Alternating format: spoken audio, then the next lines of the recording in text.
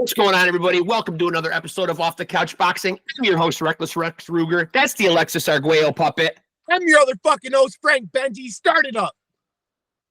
Oh, it started. It started, and there is no coming back. Kirk, how is it, buddy? Are you able to hear me? No, I can't hear you. I'm going to turn it up some. We'll get him. We'll get him, folks. We will get our man. Turn it up for me. He's just got to be able to hear our volume better. Yeah, that's all. There's a microphone button. Yeah, I'm good.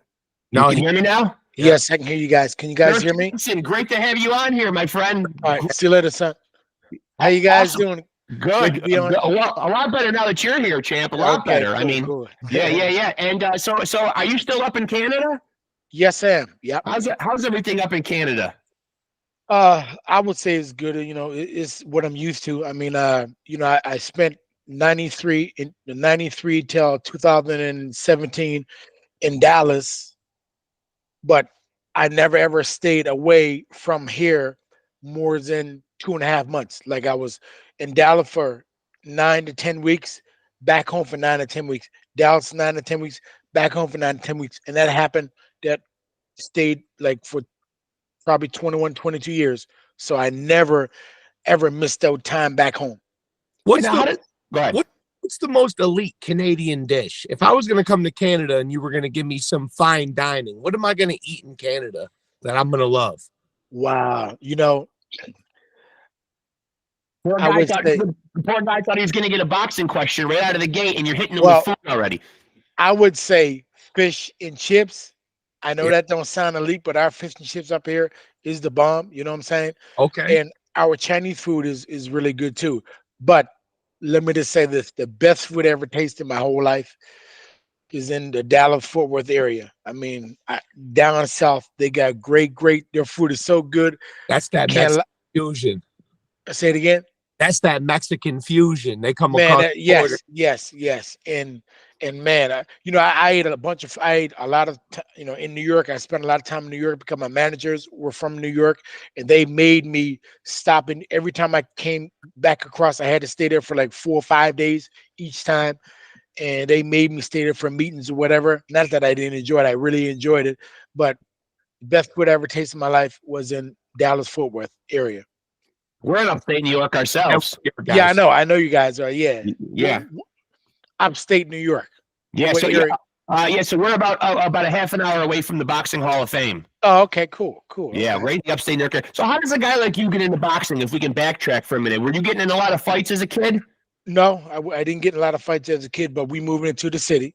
Yeah. And we moved into the city when I was 2, and when I was 5, I started school in the city, of course, and we didn't get in fights. But at the same time, at that time, it was, we were battling with the racist situation. So it was just me and my brother in school, and we used to get picked on a lot. A lot of kids used to pick on us and stuff like that. So my father used to always sit around, teach us how to box. Whatever he saw on TV, which Ali and them guys, he'd teach us how to throw punches.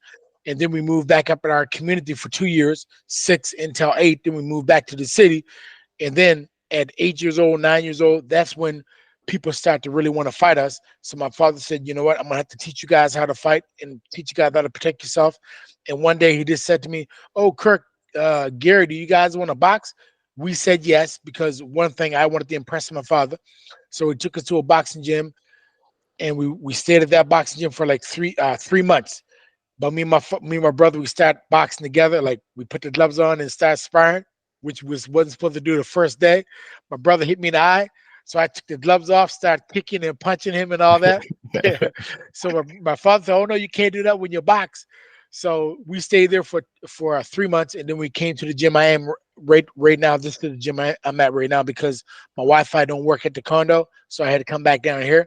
But we appreciate that. Thank you. So that's my son. He dropped me off. Yeah. So anyway, we started here, and I had a couple of fights, and from there I fell in love with it. But I fell in love with Sugar Ray Leonard. I wanted to be just like Sugar Ray Leonard, but at the same time, I don't want to forget this.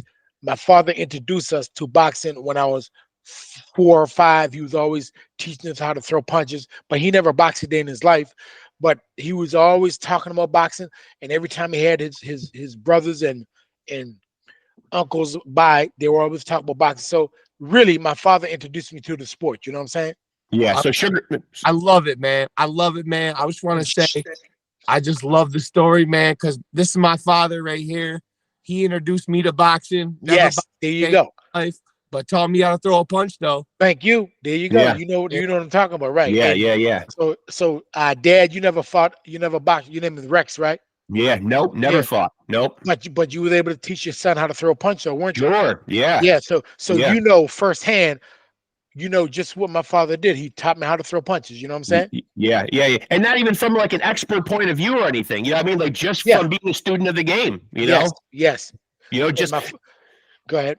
So Sugar Ray was, you know, usually we ask when guys come on here, you know, who that first idol was for you. So for Sugar you, Ray Sugar Ray. Yeah.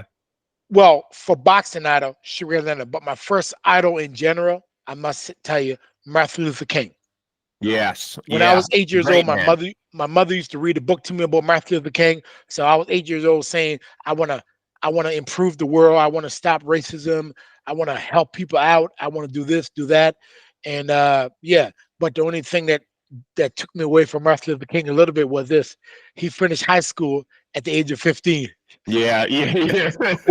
with high honors. Yeah, and that's a high bar. That's a high bar to set right there.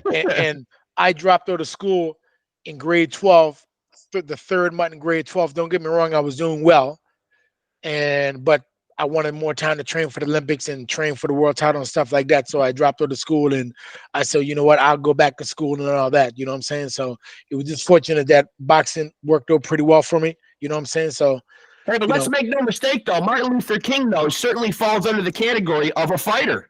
Oh, definitely 100%. I mean, the type of fight that he did is, and you know what? And the reason why we still call, and let's be honest, the reason why we still call Muhammad Ali the greatest of all times is not just because his boxing in the ring. It's because the type of wars he had outside the ring with the, with him going to jail, him losing his license, stuff like that. Yeah. I mean, we all say that he's the greatest fighter of all times, but at the same time, nobody ever separate the fighting he did outside the ring. Right. Because you can't. And that's why in my mind, and Lennox Lewis and all the other guys' minds, he's still the greatest because he made boxing what it was today. He made boxing. We can make a living off of boxing. We can get rich off of boxing.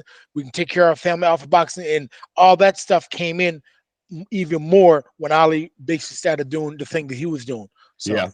So I know you mentioned Muhammad Ali and Sugar Ray already, but if you had to put together your Mount Rushmore of boxers, who would be Kirk Johnson's Rushmore of boxers? My goodness.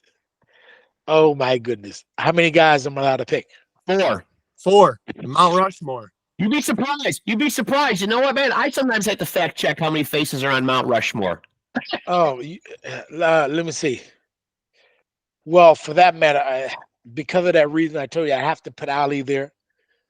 I got to put Sugar Ray Leonard. Man, you know what? You can't sleep on Roberto Duran. Love it. You can't sleep on, and you know what? I want to put a couple of other ones there, but you know what? Because you only give me 4, the fourth one I got to put Mayweather there because he kind of revolutionized boxing also. Hey, listen, man, you're way bigger than us, and you're a heavyweight fighter. If you want to put 5 faces up there, who the hell's going to argue with you? Yeah, let me see. Roy Jones. Yeah, I love the Roy Jones pick. Yeah. Roy Jones. You know, pound for pound. You know when they say the best boxer ever for pound, Muhammad Ali gave it to Sugar Ray Robinson. He said if Ray Robinson was his weight, fighting the way he fights, he said nobody would beat Ray Robinson. He give to Ray Robinson. Me, if I had to say the same thing, I'm giving it to Roy Jones. Yeah.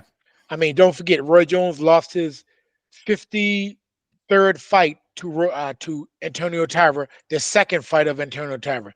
And he said he wasn't motivated the second time when he fought Tarver. He was going to go fight Tyson. He said he should have just went on to fight Tyson.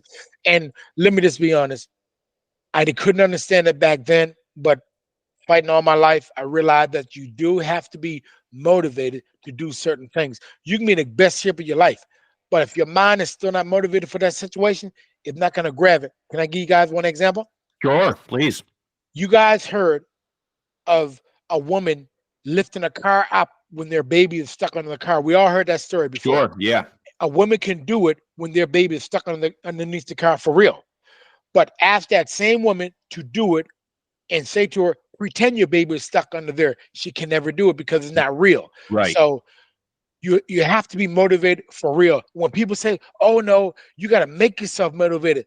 When you've been in the high stage, you have to have real motivation. When Sugar Leonard came out of retirement for 3 years and fought Marvin Hagler, he had real motivation. But when he came out of retirement from a year and a half and fought Kevin Howard, who was a so-called tomato can, Ray Leonard beat him, knocked him out in the 10th round, but he definitely wasn't motivated for that situation. You know what I mean? So I'm glad you brought up the Leonard Hagler fight, because obviously us doing this show, we try to keep up with all the latest boxing stuff. We're obviously in a lot of the Facebook boxing groups, and to think that almost 40 years later, it's still such a polarizing decision. And I'm sure you, being a Sugar Ray Leonard fan, I think I know where you will side on this. But who did win, Hagler and Leonard? I see. You notice when you said our side was Ray Leonard, I said no. Remember, I said no right in the middle, because I can't lie. Years later, I see the fight. If I was a judge, I'm going with Marvin Hagler. Okay. By at least 1 or 2 rounds decision. And that's a pretty big statement, considering how much Leonard means to you. But I love Ray Leonard, and I wouldn't want Ray Leonard to hear me say this. But if you want me to be truthful, I look at the fight. It's so bad. My father slowed the fight up in slow motion, and we slowed the punches up. We counted the punches individually in slow motion. Ray Leonard had those fast flurries, right? Oh, you've really done your homework on this, Kirk. And Hagler was blocking a lot of them punches hit Hagler here. So it looked great. Don't get me wrong, it looked great, right? But we're talking about what landed, what didn't land it. Me and my father ended up giving the fight to Hagler by at least 2 rounds. That's what we need to do, Benjis. We haven't studied enough. So obviously, with that being said, the 118-110 scorecard, in your mind, what does that mean for boxing? Like, for them to do something like that? That judge must have been fired, right? I should hope he was, but there's always been stories about like some kind of chicanery and some kind of there was a very interesting book put out called the Sorcery at Caesars, and apparently I don't know, there was talk that Sugar Ray might have sold himself to a judge. There was all kinds of stuff, and all this is alleged, of course, obviously. Right. I mean, we all know that judges are human beings, like we're human beings, right? And we like what we like, but at the same time, the thing about judging, you want to get judges to understand that flashiness can't win a fight. Real punches win fights. Right. If you're backing up a guy, but you're not hitting a guy, that shouldn't win a fight neither. But if you're backing up a guy and hitting a guy, well, then that should win a fight. So let's just say somebody get knocked down 3 times in one fight. That shouldn't make you win a fight, because if you're losing all the other rounds, and you're losing that round and you knock the guy down, and you got to realize that it's not a 10-8 round, it's probably a 10-9 round at that. You know what I'm saying? So some of the rules, when that guy gives that score to Marvin Hagler and Ray Leonard, I didn't know where that score came from. Yeah. Well, I have to ask you, Kirk, I would be remiss if I didn't, and you may have explained this in other interviews before, but, for our audience, now, yes. I'm looking through some of your resume here. Lou Savarish, John Ruiz, the great Vitaly Klitschko. But, yes. But conspicuously, there are some of the big names in the heavyweight era that you fought in that are not on your resume. Were there fights that you wanted that didn't come to fruition? Obviously, we don't see a Lennox Lewis. We don't see a Holyfield on here. We don't see a Mike Tyson on here. Are there reasons why those fights didn't come to fruition, and did you want those fights? Of course I wanted those fights, but understand that Lewis and Tyson are a kind of generation ahead of me. You know what I'm saying? Like they're like 7, Lewis like 7.5, 8 years older than me, and Mike Tyson's 6.5 years older than me. And as a boxer, that's kind of like a generation ahead, because the Olympics is every 4 years. You know what I'm saying? But we were supposed to fight Lewis. We signed to fight Lewis, and 2 weeks before the fight, if you look it up, 2 weeks before the fight, I tore my pec. and we were to fight. We rushed to the doctor right away because I threw an uppercut at the sparring partner. It was one of my best training camps ever. We went to the doctor, and the doctor looked at me, and after the x-rays or whatever, MRI, he said, "It's over. You're done." I said, "Done? How could I be done?" I said, I can't lie. This is what I said. "Can't you give me a cortisone shot? I know cortisone shots are not good, but I said, well, can't you give me a cortisone shot?" He said, "Nope." He said, "If you don't ever want to box a day in your life, then you take this fight, but you will lose." He said, "Because the first punch you throw, the muscle will be off the bone, and we have to operate." He said, "We have to operate, and you will never, ever gain back at least 50% of strength." He said, "You'll never gain it back." So when he said that, I said, "Okay, I'm not going to take the fight." And then a few months later, we took the Klitschko fight. Wasn't ready to take the Klitschko fight. Was still healing. My doctor said, "You got to do therapy before you go in real training again." But I figured that I can do it anyway. So I went to take the Klitschko fight. And, nobody likes to hear situations. But in life, we all things happen in life, and we all know why things happen. And when it happens in life, we don't call it an excuse. But if you say certain things before a fight, like to say about fighters, all fighters make excuses, but it's not excuses, it's just a part of life. I mean, when I fought Klitschko, I didn't want to fight him at that time because I was still going through my injury. Right. And then before that, my daughter died. My daughter, she died. She didn't make it. And that was hell on us. Didn't want to fight Klitschko, but I went in training camp. We had like 8 weeks. They were saying stuff like, "You can beat him. Klitschko got no heart." I didn't believe that part. But they said Klitschko don't have no heart. Ludovic came in our camp. Ludovic said, "If you catch Klitschko on the chin one time, he's going to quit." You remember when Klitschko and Chris Bird fought? No, Chris Bird. Oh, yeah, and Chris Bird. Yeah. You remember when Klitschko arm come with the socket? Yeah. And he stood. He didn't fight no more. He stayed on the stool. Yep. They called that quit, but they didn't say that he was just badly injured. Where I believe in injuries, because injuries does everything to us. Sure. Anyway, when Klitschko fought Lewis, he didn't lack no heart. You saw that, right? Oh my God! Yeah, he was. He was cut badly. Yeah, Very badly. But he didn't stop it. The referee stopped it, right? But anyway, Ludovic guy was saying, and they were saying, if you catch Klitschko with the first shot, he's gonna run the whole fight. Did I believe that? No, but being that they kept saying you got to take the fight. If you don't take the fight, HBO is never going to use you again.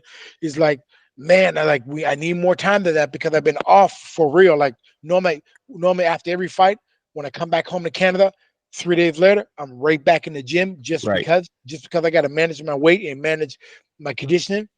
But this time I wasn't able to get back in the ring. I'm back in the gym because I had a torn pec, so I needed to let that heal. And I told my manager, I said, "Man, listen, we can't take the fight at this time." So we took the fight December 6th, but I said, no, I need at least February the 6th. I need extra 2 months to make sure that I'm healed and make sure that I'm back in good shape or whatever. But it didn't happen that way. And I'll blame my own self. And I say I blame my own self because at that time I needed to be strong. I was strong with the Oleg when I fought Oleg Maskaev. I was supposed to fight him 3 separate times. You didn't know that, or did you? Nope. Didn't know you were going to fight him 3 times. No. 3, yeah. Well, when I say 3 times, we're scheduled to fight 3 different times. Right. And I kept saying no until the 3rd time. The first time I tore my calf. The second time when they wanted me to fight him, I was in decent shape, but I told my manager I need more time or we're not going to fight him. My managers said, okay, you know what? He'll wait or whatever. And when we finally fought him, I was perfect. Like training camp was perfect, weight was perfect, everything was perfect. But what I'm saying is I was able to say no and stay strong with no. But then when I got to Klitschko, I allowed the pressure to let me say, you know what? The F everybody else, F my managers. I'm gonna kill myself training for the fight. And when I knock Klitschko out, I'm gonna tell my managers that, you know, you shouldn't have did this to me. Instead of being tough and say, you know what, we're not gonna do this fight. I gotta have more time to get ready, and I gotta fight probably a fight in between. But so that's on me. Like certain things you learn in life, and that was on me because I did that before, and I succeeded, but I just didn't do it this time. So Yeah. and also let me just say this: how did when I left training camp? I got from my conditioning coach, my running coach, everybody. We all sat down together and said, you know what, you're a little heavier, but we saw the way you trained and the way you destroyed some of the sparring partners, guys you used to spars before, even the sparring partners. Everybody said, I'm better than I ever was before, better stamina, better power, better conditioning, better everything. Just go there with Klitschko, keep your mind straight. You know what? I'm not even gonna, if I would have kept my mind good, I could have won the fight. But you know what? Let me just be truthful. Klitschko fought an excellent fight, and he did what he had to do to neutralize what I was doing. Right. Bottom line. Yeah. I mean, well we all got reasons for certain things in life. Yeah. But you know what? I bet Klitschko had personal problems too. You know what I mean? Sure. But Yeah. at the same time, he was able to go in there that night with the game plan and make sure I didn't catch him and make sure that he caught me. Tim Weatherspoon said to me after the fight, right at the walkway, Kirk, whatever happened to feeling the man out? You remember? I know your father said this to you. Our older fathers and grandparents used to say, "Feel your man out, feel your man out." Remember that? Remember that old saying, "Feel Sure. your man Oh out"? yeah. Yeah. We still see fighters do that. Yeah. What I was supposed to do with Klitschko wasn't supposed to start throwing big punches right away. I was supposed to start tapping, feigning, moving, feigning, feeling him out, and trying to get a little comfortable in the ring. But I didn't. Right away, I started engaging in punches, and he caught me before I caught him. So you know what? Guess what that tells me? He was the better man that night. Bottom line. So great that you brought up Tim Witherspoon too. We actually just had him on last week. Oh too. yeah. He's a great guy. You know what I'm saying? I mean, yeah. he used to watch me train in Philadelphia, and he'd say, "Man, I ain't fighting you," and stuff like that. You know, he was really a good. high compliment coming from him because he's one of the Oh, greats. oh yeah, he's one of the greats for real. Yeah, An amazing heavyweight. So are you somebody right now that keeps a keen eye on the sport? Are you still a fan of the sport? And if you are there current guys right now fighting that you admire or like to watch? You know, I'm current, but I guess I'm not current because I was on Errol Spence's back, thinking that Errol Spence was gonna beat Crawford. Me too. But 3 weeks before the fight, I was talking to my homeboy that be's in training camp with Errol Spence, and he said, "Kirk, after this fight, Errol Spence got to move up and weight." I said, "What are you talking about?" He said, "Man, Errol Spence can't beat the sparring partners that he used to beat up all the time. He can't beat the sparring partner now because he's too weak. He's starving himself." And that was 3.5 weeks before the fight. Yeah. You know what I'm saying? Yeah. So I said, "So what are you saying, man? You saying that Errol Spence is not ready for this fight?" He said, "I'm not going to say that. I don't want to jinx him." But he said, after this fight, he should never, ever fight a welterweight fight the longest day he lived. That's what he said. Yeah. And after seeing the fight, I knew what he was talking about. Yeah. And plus plus Errol Spence has been through a lot in the last couple of years, physically. The car accidents, whatever, but I'm pretty sure he healed from. Let me just say this. Even though I'm heavyweight, I'm one of those old-time heavyweights that believed in drying out also. Like, I used to go to training camp and lose 20 to 25 pounds before the fight or whatever the case may be. And I know what it is to, and not even just as a professional, as an amateur, I had to make weight all my life. Bro, sir, I know what it is to lose weight, and I know what it is to be so weak. Man, I feel like sometimes I went into amateur fights feeling like I'm getting ready to faint. But yet still fought the fight and won the fight, right? You know what I'm saying? So weight is a big issue. Think about it. You two think about it. What fighter ever stayed in one weight division for 11 consecutive years like Errol Spence? Right. Roy Jones did. Right. Bernard didn't. Only Marvin Hagler. Yes. Yeah. Other than Marvin Hagler. Yeah, Marvin lived at middleweight. Yeah, Marvin lived at middleweight his whole career. Jeez, he was a natural middleweight. Yeah, but Duran moved up 2 weight divisions to fight Ray Leonard. Don't forget that. Not one. He moved up. He was the world champion at 135. Yep. When he fought Ray Leonard, he moved up to 147. That's 2 weight divisions. Yeah. Don't forget Crawford. Crawford moved up 2 weight divisions. Remember, he moved up 2 weight divisions, and then he fought Spence. But But when he first started off like Spence, he was 2-weight division under Spence. What about your assessment of the current heavyweight division right now? Obviously, we got a big fight coming up with Fury and Usyk. But what do you think about the heavyweight division as a whole and our champions right now? You know, you being a former heavyweight yourself. You know, a lot of people don't like to give them guys respect, but I have to. I mean, Deontay Wilder, like it or not, if he catches with that big neutralizer, you know what's going to happen. And I don't care how bad he's looking to end the fight. If he would have caught Parker, not Joseph Parker, the last guy he fought was Joseph Parker, wasn't it? The Wilder fought? Yeah. Yep. Yeah. If he would have caught Parker, trust me, something else would have happened. But Parker was on his game. Check this out. You realize that when Parker was world champ and when Deontay was world champ, both from undefeated, I always told people if Parker and Deontay fight, Parker beats Deontay by unanimous decision. That was 5 years ago. I told people, and when the fight was over, somebody said, "Kirk, you remember what you said years ago about Parker and Deontay Wilder?" I said, "Yeah." He said, "Look what happened." I said, "I know." But it's interesting. The weight division is interesting. Tyson Fury, if he's in great shape, I feel Tyson Fury can do a lot of things. But he's going to have a hard time with Usyk because of the movement and the speed. You know what I mean? Yeah. You remember Evander Holyfield? The reason he beat a lot of these big guys like Riddick Bowe and everybody else because of his speed and movement and his agility. Yeah. So and a great counterpuncher. Great counter. Yeah. That's gonna be a difficult fight.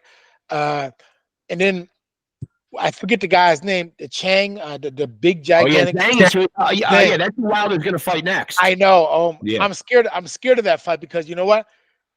If they can hurt anybody, you know what I'm saying? Yeah, he's a big boy. He's a big boy. Maybe he didn't let him in the tooth, but still, I mean, you know, we've seen a lot of guys fight successfully, you know, into their 40s and 50s even. Yeah. Yes. So anything can happen. I would hope that Deontay win for the simple fact, if Deontay win, it's coming back to that era of Deontay might be fighting Tyson Fury, then Parker again and stuff like that.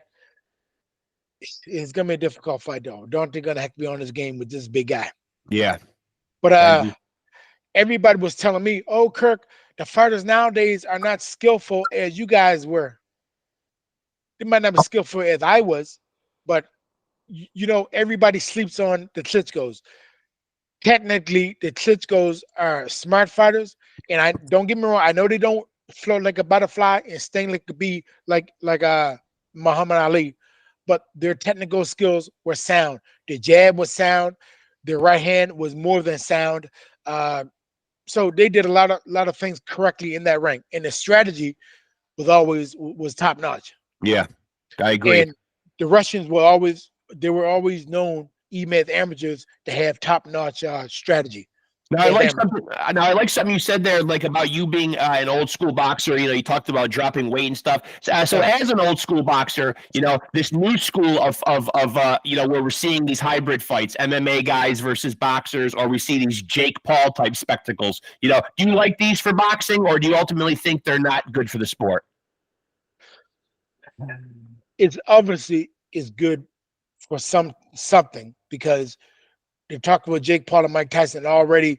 Soon as the first day was announced, I hear everybody down there, "Kirk, what'd you think about the Jake Paul and Mike Tyson?" So it brought something back to the boxing game. It brought fans that are not naturally fans of boxing, but because of the Jake Paul boxing, they all came back to the sport and said, "Yep, Mike Tyson, Jake Paul." So it brought something to the sport in some type of way. So bridging different eras. Yeah.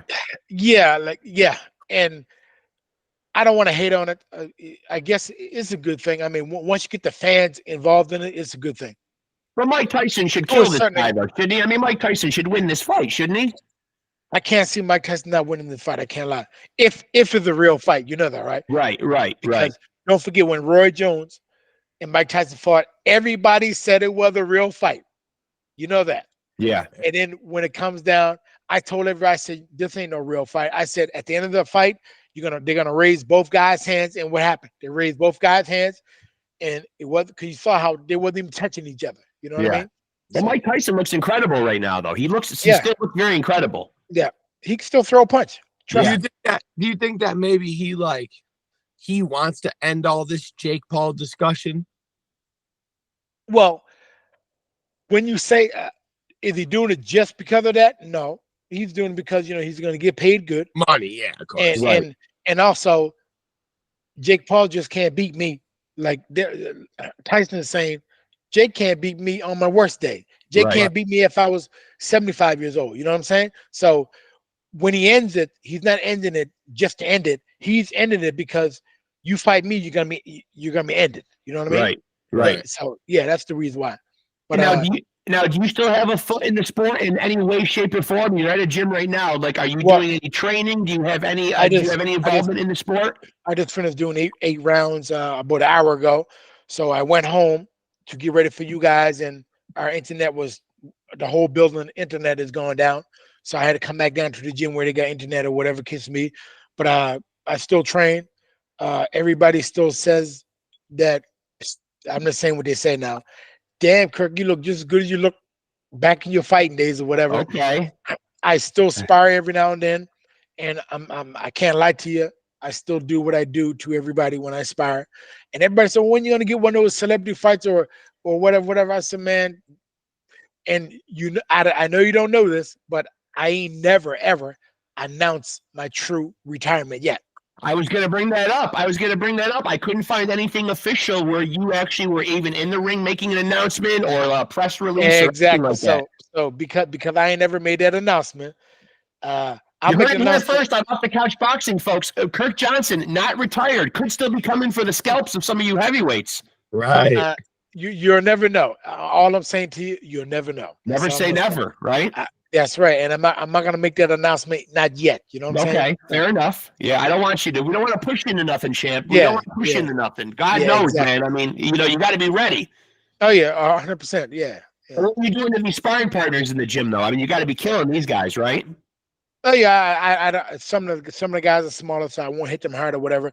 And some of the big guys, they can't believe that I still got that type of speed and in certain type of power. I don't try to knock them over, but when I hit them to the body, my body shots still feel the same when I hitting somebody to the body, right? And Yeah, I imagine. I saw that. I saw that hand go up, man. I saw that fist. Jesus, come on, champ. Let me see if. Hold up that fist for a minute. Jesus Christ, look at those fucking things. Hey, come on. they're still man. big. They're still good. My God. But like I bacon said, ham. if something were to come up, I definitely will get in touch with you guys. Oh, Just please do. Yeah, of course, man. Yeah, we would love to promote it. I mean, yeah. I don't think Jake Paul would be crazy enough to call you out, but who knows? I don't know. He's fighting Mike Tyson, for God's sakes. I never thought I'd see the day. Hey, if he's fighting Mike Tyson, guess what? You never know. He might want to call me out. You know what I'm saying? Yeah, And if he calls me out, big mistake.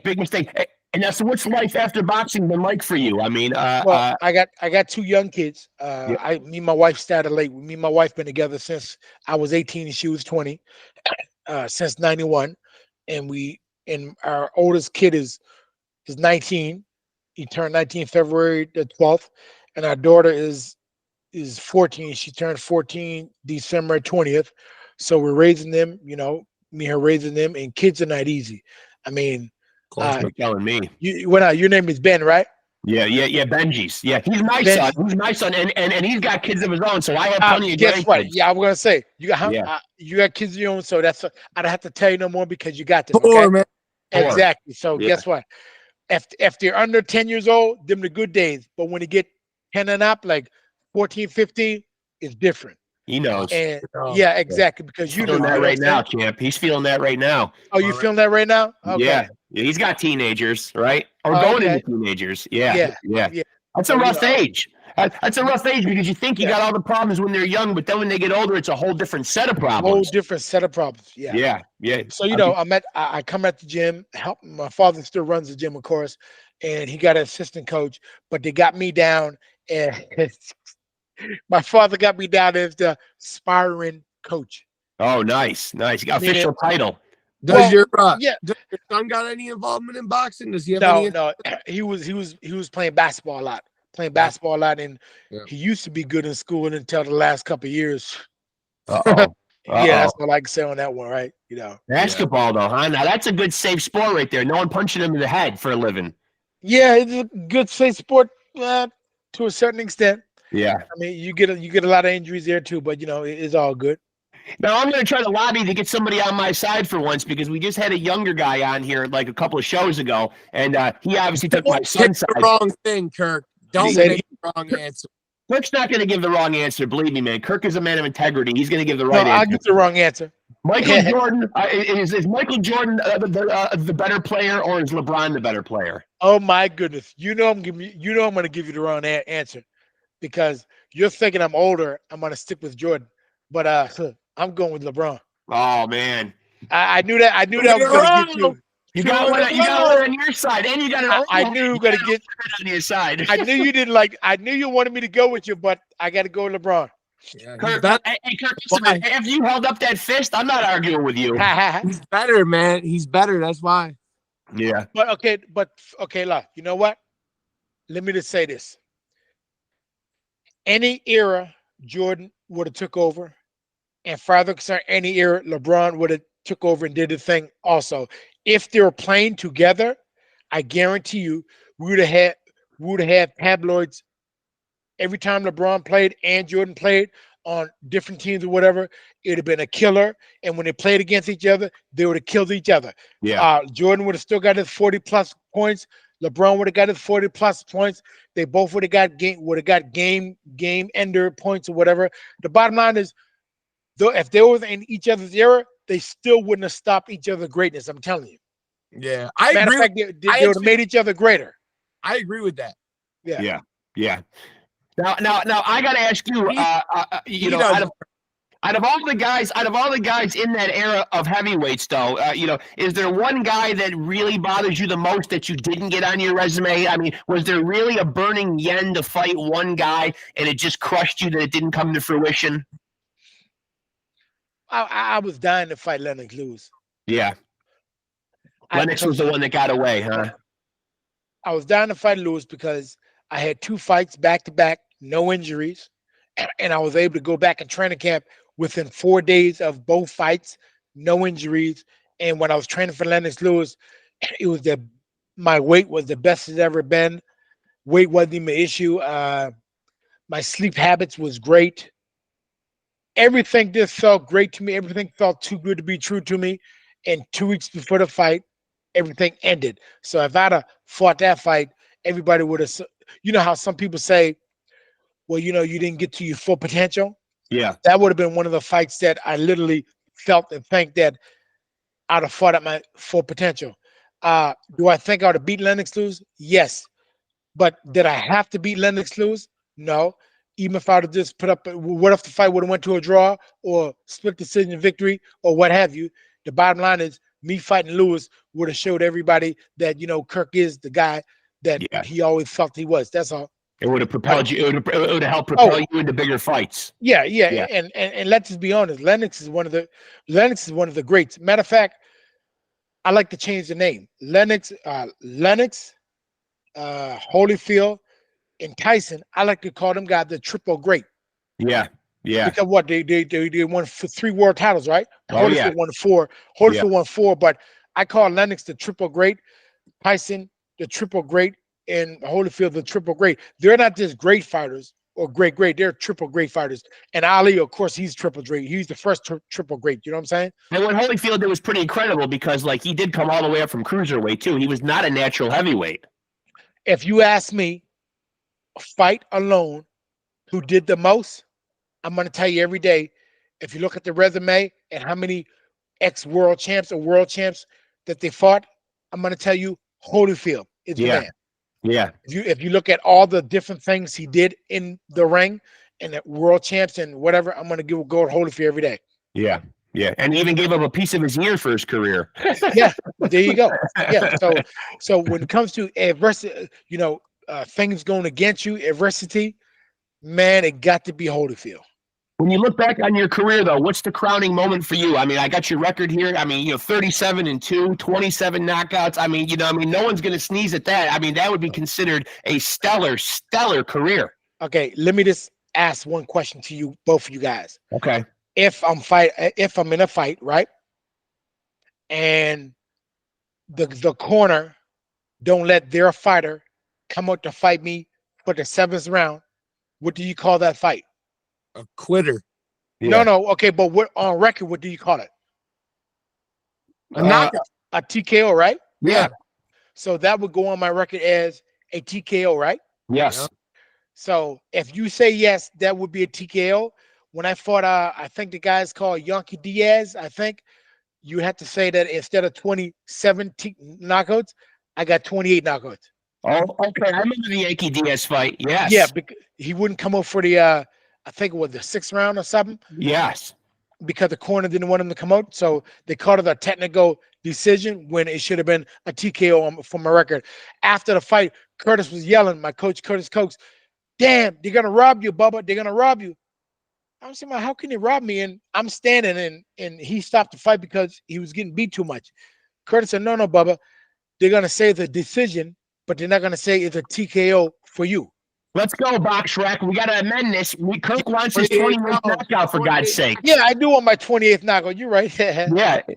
But back to the question you were saying again was what? I kind of forget what it was. What was it again? You know, the top achievement for you, in your career. I'm going to say it was,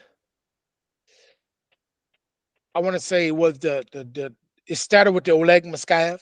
Yeah. And it ended with the, I want to say ended with the John Ruiz because I thought they got robbed, but let's go by the record. The record said I lost the fight, disqualification for low blows. I don't agree with it, but I would say the best part of my career was the Oleg Maskayev right up until the Larry Dono. Yeah. And I got to say, I'm glad you brought up Curtis Cokes, though, because he also trained another heavyweight named Ike Bayabuchi, if you remember. We've had on this show, and we've been a staunch supporter of Ike, who I don't know if you know this, is back in Nigeria right now and is in incredible shape at 51 years old. And I've been posting videos on our Facebook page and on our channel. He is really looking for it, and not just exhibitions. He is looking for serious competition against the elite heavyweights. How do you feel about that? He obviously went through his own legal issues. Right. He had an incarceration. So he is a young 51 years old right now. So it's too bad that Curtis Cokes is gone. Yes. Rest in peace. Yep. The great Curtis Cokes. Yeah. Too bad that one of Ike's other trainers is gone. His name is, we called him Jay. Yep. He had a finger missing, but his name is Jay. Those guys witnessed Ike Beachy fight. I mean, sparring was KIRK Johnson for 2.5 years. And they witnessed that one of all that time we sparred 3 times a week or what have you, he won 1 sparring session. That sparring session was supposed to spar 5 rounds that day, but we only sparred 2 rounds that day. And the 2 rounds was he came up blasting in the first round. He won the first round. And he came up blasting in the second round. He won the second round. Right after the second round, he jumped out the ring because he was dead tired. And of course, I wasn't tired. Well, I was tired, but I wasn't tired as him. And we had 3 more rounds to go. And I knew, well, now I got him for the next 3 rounds, but he jumped in the ring. Curtis cursed up and said, mother effer, is no such thing, a 2-round fight. Yeah. But it's just too bad that Curtis is not around to be able to tell that story. And then the last time we sparred, I can't lie, we sparred 3 rounds. And we're going into the 4th round. We were into the 4th round. I caught him with the right hand on the chin. I buckled him. He quit. And Curtis said, I said, well, Curtis, what happened? And he said he got hit in the eye, which he didn't, because I know, because I'm the fighter. But Curtis said, no, he never got hit in the eye. He got hit on the chin, and he couldn't, and you hurt him bad, and his gas was ran out or whatever. And even his coach, Jay, was there with the missing finger or whatever. Jay said the same thing. Yeah, you cut him on the chin, and I didn't want to play with you no more, whatever kids be. So, but it's always mixed stories. Some people say, you guys had war. No, we never had war because I couldn't go to war with Ike because Ike was too, I'm not a war type of fighter, but Ike is. And in order for me to go to war with Ike, I'll have to be like Ray Mercer. Yeah. And I'm not like Ray Mercer, you know what I'm saying? I'm a boxer. I'm more like a boxer, like Lennox Lewis. He's a boxer type. Larry Holmes is a boxer, but I used to box Ike every time we sparred. You know what I mean? And I'm not even So what is the bottom line? Your assessment of his talent, because obviously at the time that he experienced his legal troubles, he was 20-0 at the time. He was being hailed as a potential future heavyweight star. Yeah, I was 26-0 at that time too. Yeah. Yep. And so the night that he fought Chris Bird is the night that I rematched Al Cole. Yep. I won my fight and he won the fight. So I was 26-0 and he was 20-0, and I fought on, and his legal situation didn't enable him to continue to fight. Would he have been one of the greats, do you think? He would have been one of the good guys out there, of course. Yeah. I mean, would he have been like Lennox Lewis? Who knows? I don't want to, just because I inspired him, I'm not going to say he wouldn't have been. You know what I'm saying? You can't say that. Because he was still young. We all were still young. You know what I'm saying? Do you understand where he's coming from? Like when he like when he feels like, a big part of his career is gone, and in his 50s, he still has that, that yearning to compete. Of course. Yeah. Yeah. I mean, and the thing about it, if he didn't get injured, you know what I'm saying? Right. So, man, if he got that everlasting, if he got that same type of hunger because he's been resting forever, you know what I'm saying? Man, listen, he can do it. I can attest to the fact from seeing recent videos and clips that he sends to me, and I try to help out as much as I can. He's in phenomenal shape. I'm being honest. If his mind is the way he say it is, man, he can do something. I'm just being honest. I mean, I should be able to say, oh no, he can't. No, you know what? He can do something. If he got the same drive, and sometimes you get a little more drive from what he went through in jail and stuff like that, it'll be hard. But if he's willing to put in the work, man, I'm telling you, something could happen. That's what I'm saying. Yeah, a very special journey. Yeah, it could be. And it can happen. Something could happen for him big time. I'm serious about that. Well, I got to say first, Kirk, that at present time of us recording this episode, we have done over 100 episodes, and I'm going to go on record right now as saying this right here is one of my top favorites right here. It's just been so great talking to you, man, and plus the fact that you were having internet problems at the crib, you came all the way down here to the gym to join us. You really went out of your way for us, man. That makes us feel really great, man. So this was really a special one for us. Well, I'm glad to get on your show, and every once in a while I go to New York, and check this out. I was speaking to I fought Al Cole twice, right? Yes, Al Ice Cole. Yep. Me and him spoke for an hour and a half or hour and 45 minutes last Saturday, for the first time since we fought. Yeah. Of course, we were laughing about certain things in our fight. Yeah. He told me he wasn't in the shape he wanted to be in because his back was bothering him. I told him if you would have been in that type of shape, you would end up getting knocked out. And then at the same time, I told him, because he was the hardest fighter I ever had. I'm not saying he was the best fighter I ever fought, but he was the hardest fighter because you can hit Al Cole with everything and he's still looking in your face. Yeah. But he told me a good story, and I believe the story. He told me, he wouldn't lie about it. He said he got kicked out the Klitschko's training camp because he was coming forward, and when they were catching him, they couldn't knock him out. Yeah, frustrating. With the 16-ounce gloves, of course not. You know what I'm saying? Right.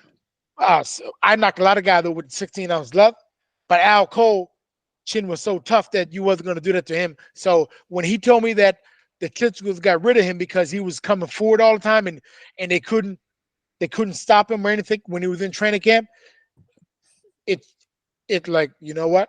I don't feel bad that I couldn't knock him out. You know what I'm saying? Yeah. He has a tough head. And Ray Mercer told me too. I was on an airplane with Ray Mercer years ago, and Ray Mercer said, man, Al Cole always had a tough head. He said, me and Al Cole used to go kill each other.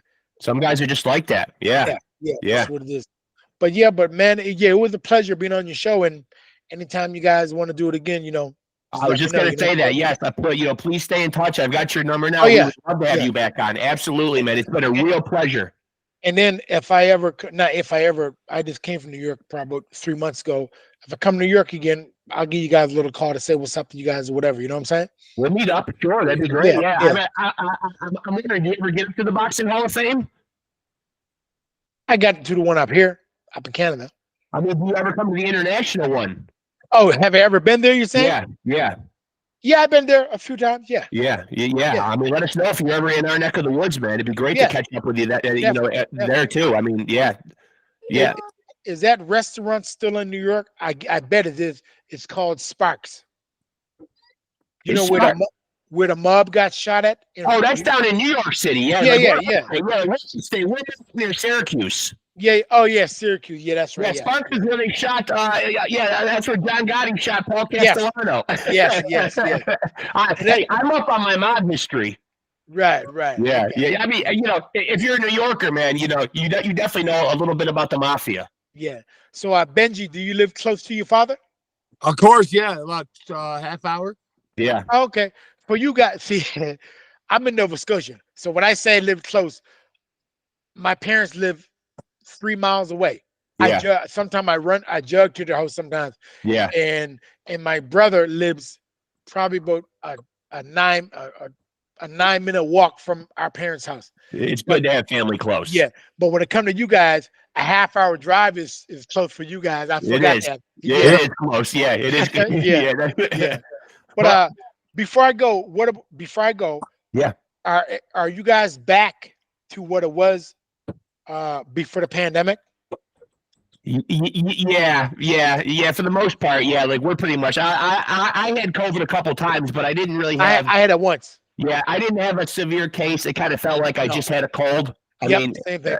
It wasn't too terrible, but yeah, I mean, yeah, I actually work in healthcare. Like, my day job is a nurse, so I work in healthcare, and no more masks at work. All that stuff has kind of been lifted already, so it's pretty much back to normal. I won't say post COVID that working in healthcare is great, because a lot of people have shied away from wanting to pursue it as a career, but because of the fear and the apprehension that goes along with it. But my kids are acting a fool right now. They want me to pack this up.